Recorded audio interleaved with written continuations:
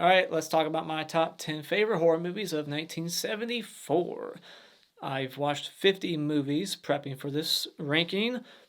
7 or 8 of them were not first time watches, but the other ones were. Discovered a lot of new movies from this year. And let's talk about them. Top 10 plus 3 honorable mentions, 3 dishonorable mentions, and then at the end I will shout out other movies that might be worth a watch that didn't make the cut. So let's get into my 3 dishonorable mentions and get this shit out of the way. First up is a vampire movie with a very original, clever title called Vampyres. This is an erotic, sleazy, lesbian vampire movie that's extremely tedious and slow-paced. This story was just so not engaging. How these two became vampires and who shot them in the beginning is never revealed. You got this vacationing couple in like an RV next to this giant old empty mansion that just stays there for many days despite all the crazy weird shit that this chick keeps seeing and hearing. I found the dialogue to be very dull and there's just like no style to this film. The cinematography is fine, but the story is just so thin and repetitive. We never truly get to know these two lesbian vampires, their history or anything. We just watch them kiss and fuck each other for 90 minutes.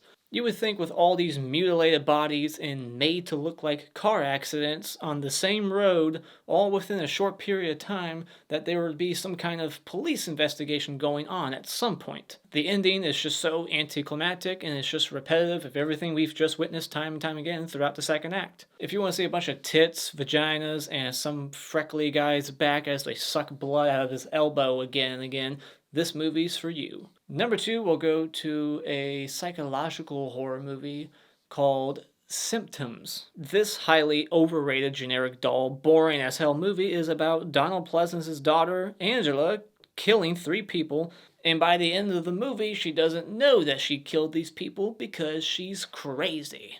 And I've come to realize that I basically hate every movie with Angela Pleasance. Every movie I've seen with her, I've ended up hating. There's absolutely nothing creepy, original, or interesting about this movie. It's a chore to get through because the pacing to me was just so slow. There's lots of like dead air and bad edits. And it doesn't take a genius to know exactly where this movie is going. And there's just no interesting characters and no one that's really developed. You're just focused on Angela Pleasance the whole time, who's just crazy and hearing and seeing shit, and it's just so boring. I don't understand what the hell people are smoking to enjoy this garbage. Last honorable mention will be Invasion from Inner Earth. This is a low-budget sci-fi horror film with an asinine plot and an inept director. And the director of this movie directed the Giant Spider movie from 1975, which is one of those kind of so bad it's entertaining films. This is not the case for this one. The movie really makes no sense. I had to look up what the hell exactly I was watching after I finished it. It ends up turning into like a Jason Takes Manhattan at the very end with 2 grown adults just turning into kids. I'm not sure what happened there. The music is just so annoying and inconsistent and just never lets up. There's no actual like aliens or creatures in this movie. There's just smoke bombs going off and some red light that I guess is supposed to be the alien's ray gun. At the end of the day, this is just low budget garbage that's boring, confusing, and has no characters that I give a shit about. Alright, now let's get into my top 10. Number 10 will go to a Larry Cohen film, and that is It's Alive. This is a very low-budget, cheesy horror drama about a killer mutant baby created by Rick Baker. The baby and the effects are shown very sparingly in this movie because of its low budget, but they look good, and I thought that the performances were terrific, especially by Sharon Farrell. The dialogue is great and the characters are believable and I like them. Bernard Herrmann does the score for this film and his score is used in all 3 films actually, and it's a pretty good score. I will say that the pacing though is a little slow and uneven and the kid actor is terrible and really not needed in the story. Number 9 goes to a little hidden gem that I really enjoyed. Not a lot of people have seen this movie, but you need to check it out to believe it. It is Fangs, a hilarious, bizarre snake revenge movie with a lead actor who gives a fun performance. This movie has a really wacky soundtrack, and some of the music cues are jarring. You hear like drum rolls, but it's not like building up to something. Usually, when you hear that drum roll sound, it's like building to something, but it just keeps happening and doesn't build to shit. So it's just really weird. And you hear a bunch of marching band music throughout. It's got a weird soundtrack. The cinematography, I'm not gonna lie, is not good. There's some shots that are out of focus. The night shoots are like lit with very dark blue lights, so it's like very odd. There's some weird, questionable camera work and some scenes that are a little too dialogue heavy, but the characters in this film are just so quirky and ridiculous. The way in which Snakey gets revenge on these people is very entertaining and very Jigsaw like on a smaller scale. The second act is a bit repetitive, but it's just really funny what's happening, so I don't mind it. And the ending was not what I was expecting, and it had me laughing as the credits rolled. There is a woman in this movie, just to spoil something really quick. There is a woman character in this movie that is sexually aroused by snakes and like rents a snake from this guy once a week to put up her vagina. It's bizarre. Number 8 will go to a movie with 2 titles, but I think it's mostly known as Let Sleeping Corpses Lie. This is a zombie movie where an agricultural device is bringing the dead back and making babies violent. And the baby thing should have been explored more. I wanted to see more like violent babies.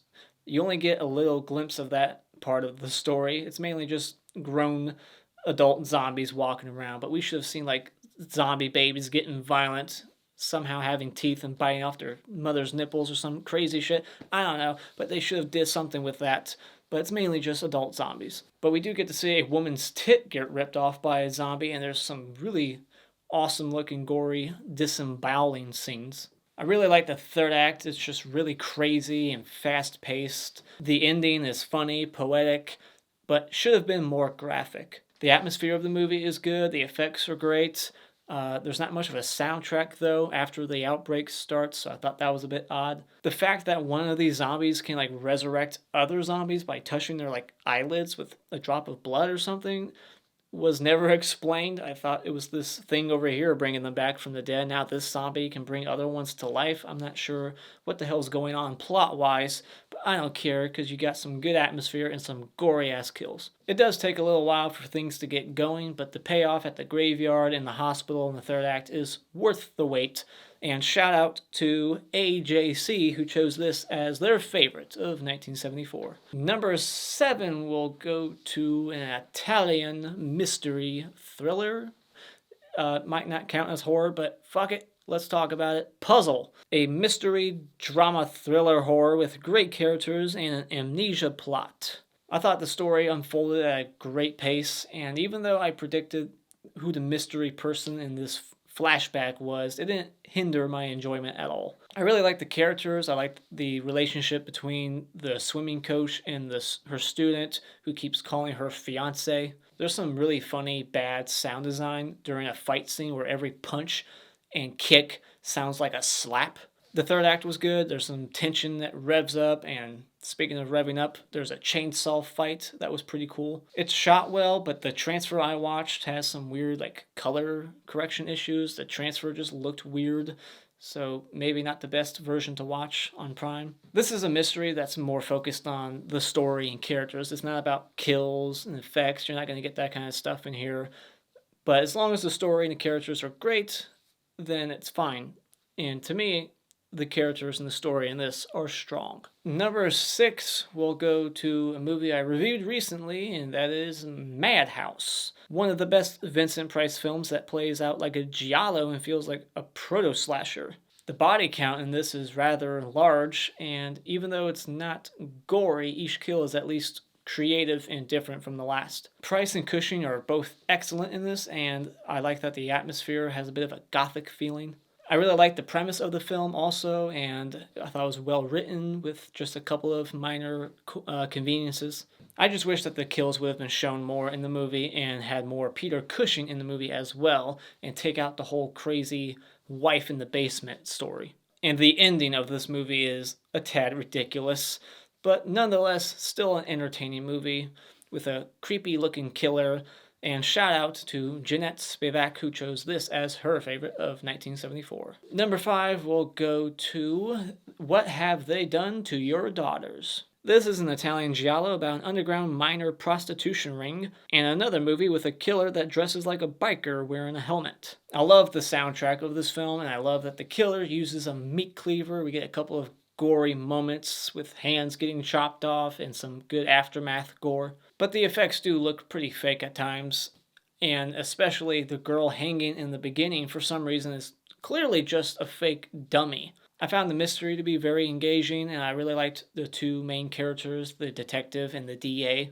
There's a really cool suspenseful chase sequence in the parking garage with the DA, and some cool car chase sequences as well. And I guess in Italy, it's okay to put a photograph of a dead, naked 15-year-old girl in the newspaper. I need to watch this movie again because when they reveal the killer at the end, I had no idea who it was. So I wasn't able to predict who it was. I had a couple of red herrings that I was suspecting, but then they revealed this person. I'm like, who is that?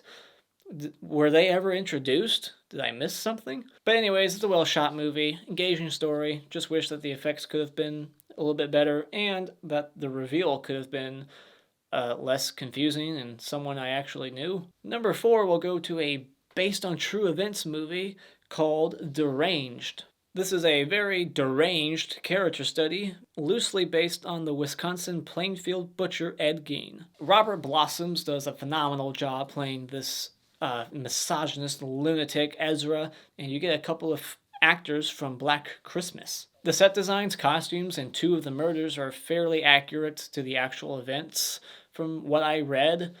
And so I like that. I like that it's kind of accurate in some ways, but the kills, of course, are way different and toned down for censors. This movie has a really dark sense of humor, and I really enjoyed some of the dialogue that was just crazy and ridiculous.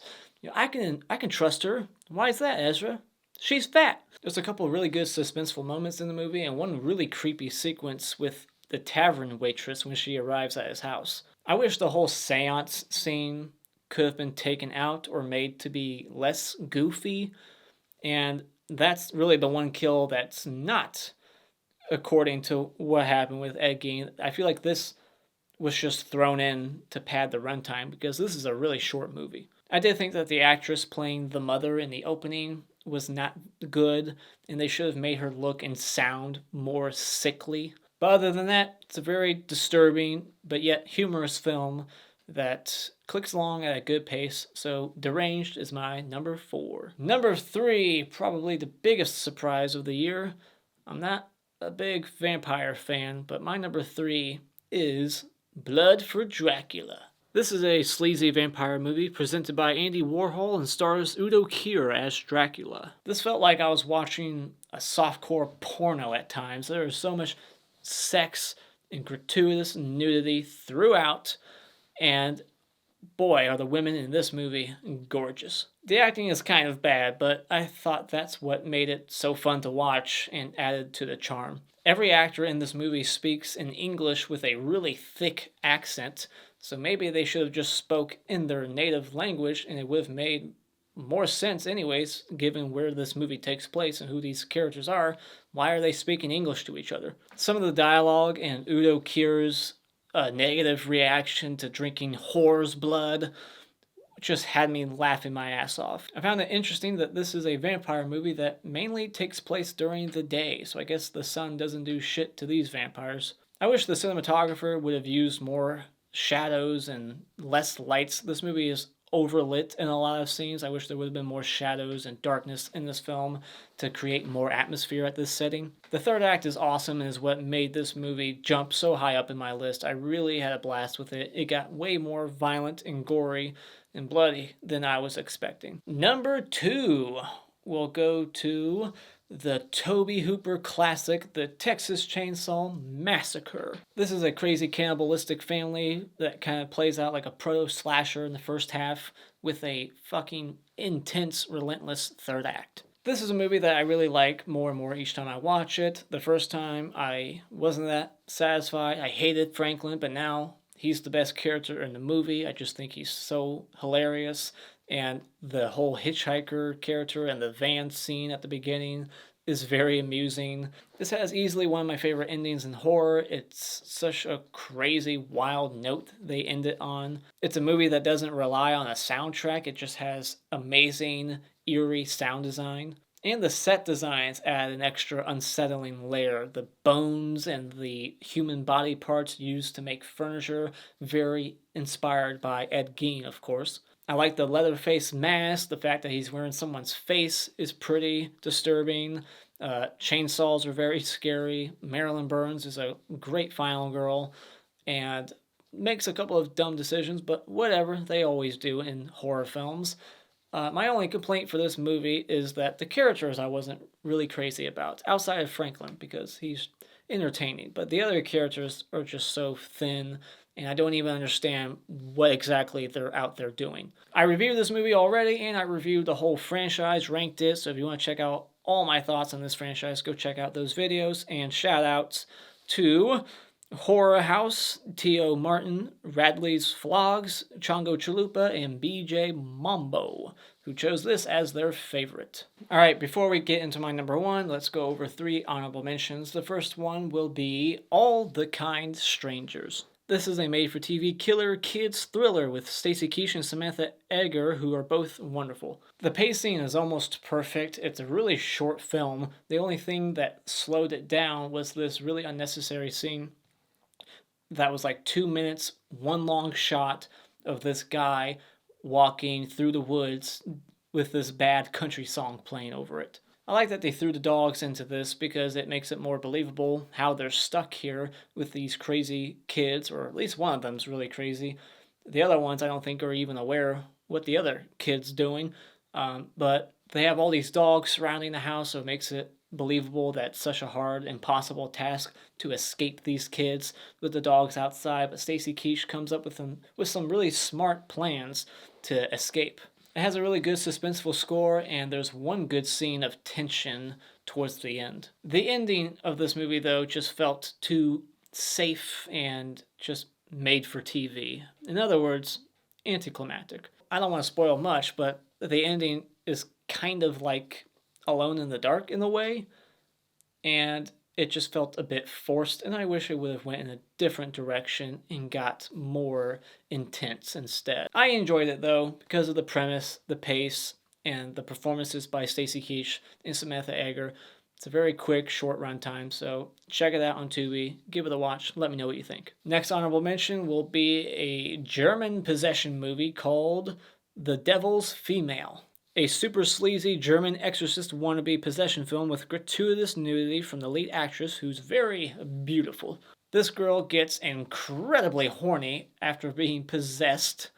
They should have called it The Sexorcist, or I think that's one of the alternate titles now that I think about it. And she gets raped by a demon twice in this. This movie just had me laughing. Just some of the dialogue and her like flashing her tits at random strangers at a party, luring them out. One at a time, she gets these 2 guys to fight to the death for her. This movie's just very cheesy and odd. Like, she can teleport in one moment. Like, this is a possession film where she can teleport in one scene only. And then in one scene, she has, like, cat eyes. And even a cat and snake in this movie just kind of blink out of existence. The camera work and production value of this movie wasn't as bad as I was expecting. I thought this movie was going to be really low-budget garbage, but it's actually shot decently well. But it's just the second half of this movie really starts to lose steam, and it starts to play out like a traditional paint-by-numbers exorcist film. This movie really just needed more character development of the main girl and focus on some of the other chicks at this like school that she's at. They really don't focus on them at all. They could have had her get possessed and start like messing with the other girls, interacting with them, scaring the shit out of them, attacking them or something. But once she's possessed, these like other 20 girls at this place that she's living at just kind of exit the film. And they honestly could have just done without the whole subplot of the pervert witness. I just didn't really think he was necessary, and the ending did feel a tad rushed. They established that she has all this great strength and she can do all kinds of stuff, but they should have played around with that more to where she was doing stuff to other people, like killing them in gruesome ways. I thought this movie just has some really missed opportunities for kills, for her to use her powers more. She just kind of makes things move in the attic at one point, rips a Bible in half. Like, she's very strong. She breaks like this attempted rapist's arm, and she could have killed him. That was an opportunity for a kill there.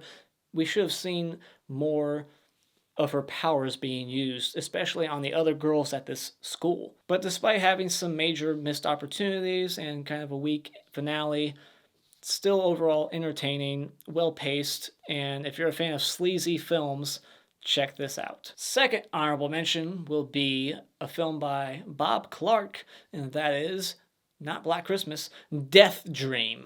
This is like a zombie movie that doesn't follow the formula of a zombie picture, that has some bad casting and unfortunately kind of a weak script. I love Carl Zicher's score, and there's some sounds in here that he uses again in this year for Black Christmas. So the soundtrack is probably the strongest aspect of this movie. I read that this was Tom Savini's first movie he ever worked on, and the effects on the zombie dude's face looked pretty good. The cinematography, for the most part, is good, but I did notice there was a couple of moments of odd camera work and some weird edits. The daughter character in this movie can't really act or scream to save her life, and I think she's the writer's daughter, so that's how she got in here. I didn't like the casting of the dad. I thought he was way too old to play the dad. He should be the grandpa.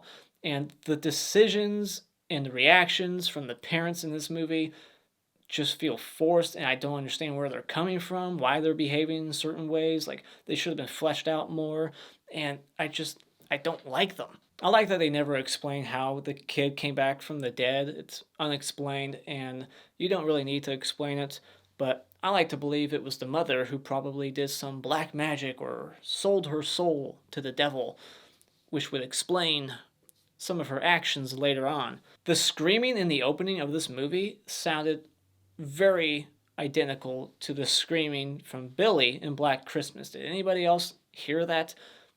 It probably was like the same guy, who knows. The last act of this movie is pretty good, and I thought the actor who plays Andy, the zombie soldier, did an excellent job at playing creepy. I understand that this movie is more of a commentary on, the war, PTSD, people returning but not being quite the same, stuff like that. But I would have liked this to have a little bit of a bigger body count. He could have gone after the mailman. They established some of these other characters that never die.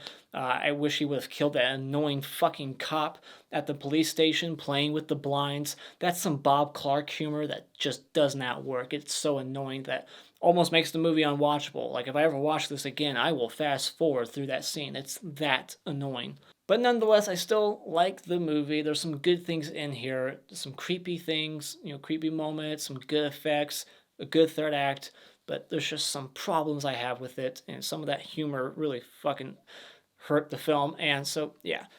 Deathdream is my last honorable mention. And shout out to Mike San 1179, who chose this as his favorite. All right, now let's talk about my number one.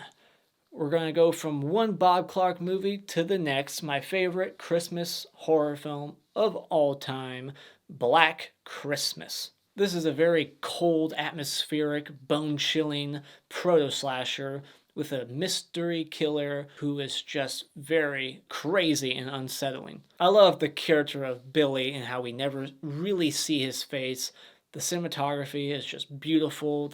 The use of shadows, keeping him in the darkness. The POV shots, very slasher-like. And this is before Halloween and everything after. You got a bunch of fun, quirky, memorable characters. You got Barb, the drunk, played by Margot Kidder. You got some very creative kills, not gory or anything, just like Texas Chainsaw Massacre. This movie has great kills that don't rely on gore, but still stand out. One thing I like less and less on every watch is the Bob Clark humor that he injected into this film that was not in the script. He has all kinds of extra moments of like levity that I just wish could have been toned down some or just stripped from the film completely. And I wish that the chase sequence towards the end could have been extended somehow It's such an amazing, scary sequence, but as soon as it gets going, it just kind of stops. I also wish they would have made it more clear why Peter was going into the basement towards the end. They're trying so hard to make him a red herring, but it doesn't really work because they reveal the whole abortion thing to his character after somebody's already been killed. So it's not like that could be his motivation for killing. Somebody's already been murdered. But as I said before, great atmosphere, cold, Christmassy. The cinematography, the score by Carl Sitcher is just fantastic. One of his best. And some really good creepy imagery, like the girl with the bag over her head in the attic. And just every moment with Billy's character is just bone-chilling. The phone calls, I haven't even talked about the phone calls. Holy shit. The phone calls are just phenomenal. Take notes, prom night. This is how you do it. And shout out to Mikey, Brian Hill, Brian's Horror Corner, Paul B., and Cody W1, who chose this as their favorite of 1974. Now, let's shout out some other movies that I watched that are okay, but just couldn't make the list, of course, because there were so many other great movies. First up is Captain Kronos, Vampire Hunter. When several young girls are found dead, left hideously aged and void of blood, Dr. Marcus suspects vampirism. Sugar Hill. When her boyfriend is brutally murdered after refusing to be shaken down by the local gangsters running their protection racket, Sugar Hill decides not to get mad, but bad. The beast must die. Wealthy big game hunter Tom Newcliffe has tracked and killed practically every type of animal in the world, but one creature still evades him, the biggest game of all, a werewolf. Devil times 5. 5 extremely disturbed sociopathic children escape from their psychiatric transport and are taken in unwittingly by a group of adult villagers on winter vacation. Rape Squad, aka Act of Vengeance. A group of women who have all been attacked by the same hockey mask wearing rapist get no help from the police, so they band together to form a vigilante group called the Rape Squad. Spasmo. While walking along the beach, Christian and his girlfriend discover a mysterious woman washed ashore. The following day, Christian meets the woman again at a yacht party and soon finds himself entangled in a web of lust, intrigue, and murder. The killer reserved 9 seats. A rich man gathers together friends and relatives at the abandoned theater he owns, but the party isn't fun for long since apparently one of them is a murderer. The Mutations.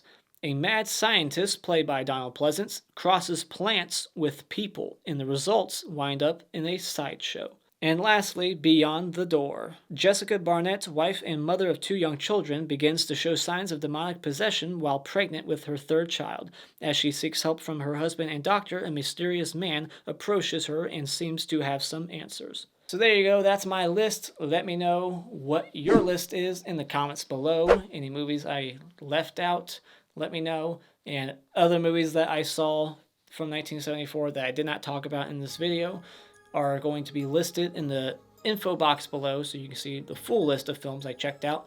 And so yeah, let me know what your top 10 is in the comments below. And as always, if you like what you've seen here, you can hit this like button and become a subscriber today just by clicking on my cartoon face in about 5 seconds. And remember, it's all an opinion. You don't need to get butthurt about it.